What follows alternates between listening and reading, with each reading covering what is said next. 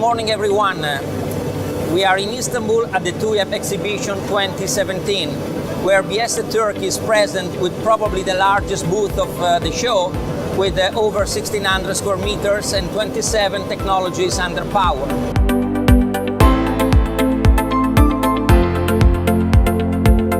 Today we are very excited. The traffic is on our booth, as you can see behind me, is very high. And we are totally engaged to make this TÜYAP a success for BIESSE Turkey and for our many Turkish customers. BIESSE Turkey is one of our most important subsidiaries in the region, and together with the BIESSE Middle East, and will be inaugurated in 3 weeks from now, will complete our visions to have two subsidiaries under the same service umbrella.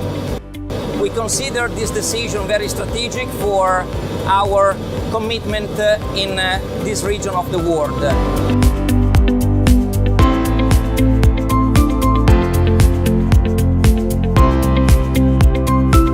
BIESSE is the only subsidiary in the region.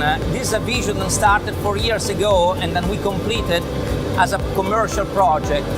We have over 45 employees in BIESSE Turkey committed to service the Turkish market at the highest level.